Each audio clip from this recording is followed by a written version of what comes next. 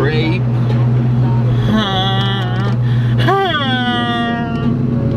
We're gonna try to do this with the window open. What's going on, guys? It's Chris. Two things. One, this is shot on a totally different day. I'm just, for some reason, wearing the exact same outfit I was when I recorded my first one of these vlogs. But basically, what I'm going to talk about today in our little vlog is, should I go with buying car parts or camera equipment? This is a really weird topic, only because I'm heavily into the videography, cinematography stuff now. But I also want to have, you know, like a nice car. So if you guys aren't photographers or videographers or amateur like I am, it's kind of hard to have a nice car and then videotape and, you know, take photos of nice cars. Unfortunately, they kind of go hand in hand. It's kind of hard to maintain the money to, you know, take pictures, unless you're rich, or you're on, like, you know, YouTube money with 100,000 subscribers. It's kind of hard to have a nice car and take pictures and videotape cars. So I'm going to explain that quickly.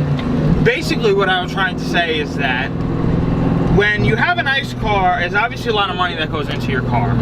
There's a lot of money that goes into the maintenance of your car, the cleaning of your car, everything about the car. There's a lot of work that goes into your car, and that obviously costs money.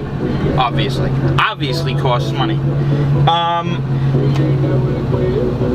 That being said, so does, you know, being a videographer and photographer. So it's kind of hard to maintain both of them at the same time. So what I'm trying to say is that if I was to go out, something that's really big and really cool to have is like a Pro Charger, Supercharger, nitrous kit, or, you know, lowered or bags or whatever. It's for me, and I see with other car people, that it's only, you can only go for one of them. Well, and I can't really get out what I'm trying to say, but you can only do one of them. So if I want to go buy a turbo for my car, it's like $2,100 for a turbo for my car. If I want to buy the top-notch automotive lens, it's also $2,100. So it's kind of hard to balance both of them, and I can totally understand. Like, I watch Crispy Media a lot. I love his stuff. I think he's awesome. He's definitely an inspiration for me in, like, you know, the car cinematography and photography. And like, he doesn't, you know, he doesn't really, I'm not knocking his car, like mine's nicer than his, but he doesn't really, you know, he doesn't work on his car. It's not like he does install videos, and it's not like he, you know, does a lot of stuff with his car, but he also has a Ronin, which is a $1,400 stabilizer. He has the top-notch automotive camera, the top-notch automotive lens, so it's kind of hard to do both at the same time. So what I'm stuck at is whether I go for a Ronin M, so I can make all these videos and, you know, dream about one day being a YouTube sensation, like I really feel like, you know, I could do, but that's totally a different topic. Or do I go with a, you know, a turbo for $2,100? The turbo kit is an On3 Performance turbo kit from LMR.com. It's pretty much, you know, it's not bolt-on, I would say. You can't really do a turbo that's bolt-on, but I'm thinking about getting one of those and saving up, maybe even selling my nitrous kit that I have, because realistically, I mean, I want to put it in this car, but it'll only be for like a show, it would be like a show piece. It really wouldn't be like, it wouldn't be put into use like a turbo would. A turbo I can use pretty much every day, not pretty much.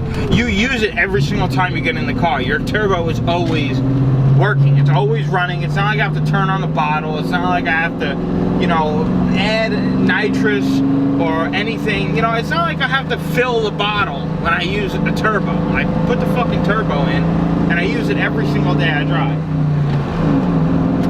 So the nitrous kit that I want is actually a $500 nitrous kit. I'm thinking about selling it for about $400. It's brand new. I mean, either if I sold it for $25 or $500, I'm making a profit either way because it was free.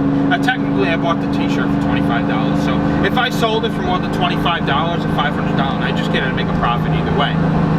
But I don't know if I want to do that because I might want to put it in as a showpiece. Because I for some reason, I'm really into lowered Mustangs, like everybody else is. Like the starter pack for a Mustang, the first thing that would be on it is bags. So I'm really into that. Or do I shoot for a ronin? A ronin is basically, Jesus Christ, I can't talk. It's basically it's not big, or a ronin.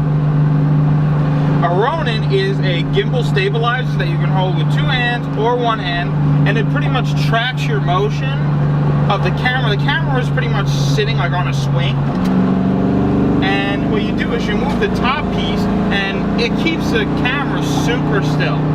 So if you watch any of like Crispy Media's videos or Helicon, I think that's how you pronounce it, that little cat. I just actually, shout out to him, I just bought one of his stickers the other day. Actually, not the other day, what the fuck am I talking about? Today's my birthday, it's the 27th, I don't know when you're gonna see this video, but I treated myself to a $3.50 sticker from you, so I can't wait to put that on. That's gonna be funny. It's a cool sticker, but anyway, they use a ronin. So to get all those clean angles and those clean shots is really hard to use with your hand. I mean, your hand is not stable like, you know, holding. Like I can get a basic stabilizer for like 200 bucks, but I mean, it's never gonna do what a ronin would do. Ronin, I can hang out, you know, on a bumpy road, and I can just hang it out a window, and the shot will be like it's one parallel line. It's just so nice. So basically what I'm trying to say is it's really hard to do if you're getting into photography and you have a car that you want to build and you want to kind of do both. What I'm trying to say is it's very hard to do both. So my thinking is that I do a little bit of modifications to my car now, you know, like during the winter. I mean, it's not big modifications I can really afford. I mean, modifications to your car can get really expensive, especially after you're pretty much done with the stuff that you want to do on the outside, you know, exterior of the car and little, like, you know, style, I guess. It's really hard to do both. So what you have to do is you really have to decide if you want to go full out car stuff or you want to go full out videography or go half and half. So I'm kind of going half and half because I am a car guy.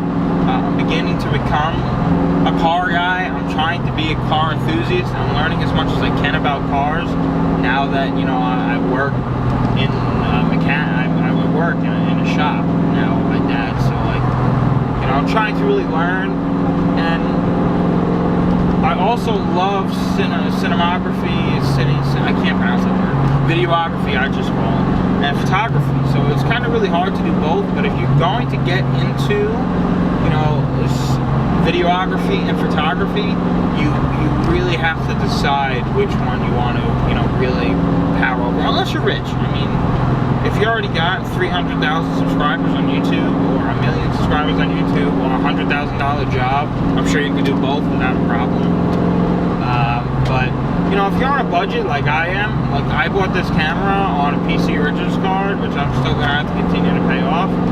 But it's really hard to do both. I mean, it's really I've been saving to get a ronin. I think I'm going to get a ronin sometime this month or next month. But it's really hard. So definitely make a decision on which one you want to do. I mean, both of them are really cool. I thoroughly enjoy both of them. I'm just going to have to spread it out a little bit, you know, a little bit more. So I hope you guys enjoyed this video. I hope you guys take my advice. Photography and videography is awesome. I'm loving it. It is so much fun. I don't stop recording at shows. It's a lot of fun. I actually have, you already saw one, the hashtag Forever Wayne. I shot, and then I shot another one the day after, and then there was 2 the weekend after that. So I'm gonna spread those out. I don't really want to bore you with that stuff, so I'm sure this is just as boring.